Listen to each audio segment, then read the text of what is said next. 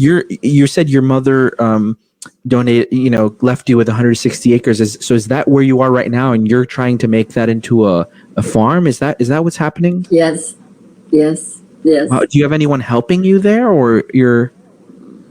New name is Sharanya. New name is Sharanya is the name I've given it. Okay. No, I'm all alone. I'm a little old lady, 75, in the middle of the wilderness. Wow. But I feel I'm sorting out estate issues, legal issues, and I keep asking Krishna, well, when are the people coming, did you say? Wow. So I mean, it's not what I would have chosen. I love Hawaii. I lived in Hawaii he sent us in there in 1969. And of course, I sometimes spent time with my mother. I took care of her for 13 years, flying back and forth to Hawaii. Okay. But it became obvious what's happening in the world. So I recently sold my place in Hawaii. Okay. So that I'm here, Okay. And wow. It's like I don't know how much time there is to actually put things together, but there are a few devotees, believe it or not, who have farms. Padma Garba has a farm in Washington State. Sadhananda has a farm in Texas.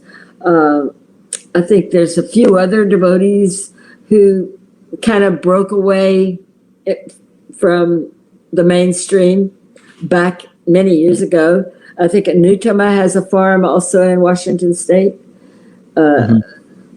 Lady Anutana. So there are other devotees. There are devotees who have farms. Yeah. And that are already up and running. Mine's not. It's not up and running. But at least I'm not in a city. So I think what has to happen is you just get out of the cities, band together with a few devotees who your friends, like-minded people, and be ready. You can always go back to the city if it doesn't happen, or if the city is still there. Right. But Prabhupada did say that he did say the cities would be nothing but twisted metal, and what did he say? I think somebody will have to find that on. I haven't seen it. I've only heard it from my brothers and sisters. That he said the cities would just be concrete rubble and twisted metal or something like that. I never heard that, but from him directly. The things I heard directly are the things that I wrote in my offering. The things that I heard directly with my own ears were, there will be no food in your cities. The pet dogs will run in packs, and hungry, they will attack and eat the people. He said this. Your cities will be bloodbaths. Your money will become useless, like toilet paper. It has no value. These are things I heard with my own ears when I was 20 years old. And I kind of filed them away. And now I'm seeing, at that time, America was a very rich country. It was 1970s. We were driving around in spaceships, big cars with fins that got 10 miles to the gallon or something. It's a very rich country. So I didn't question him. I just listened and absorbed it. And now that I'm seeing how these things can actually play themselves out. If devotees want to get in contact with you, could I share your email address with them? Sure. Yeah. Sure. Okay. I'm going to post it up on the screen. Govinda Dasi. It's right there on the screen. That's my devotee email.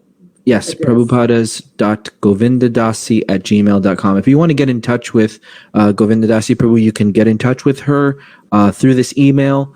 If you want to correspond with her or ask her anything about what she's discussed here on the podcast, it's here up on the screen. For those who are listening to just the audio, it's Prabhupadas, so Prabhupada with an S, .govindadasi, one word, @gmail.com. So thank you again, Govinda Dasi Prabhu, for joining me. I really appreciate it. And please stay. Do you have any last, any final statements before we end here? Thank you for keeping things going like this. Your podcast is very interesting, and it brings people together. Thank you for doing this. Thank you for so much. making this your service. It's very valuable. Very, very valuable. Thank you. It means so much when a devotee of your caliber and of your history, and you're a legend in our movement, and saying that really means a lot. And thank you so much. I really appreciate it.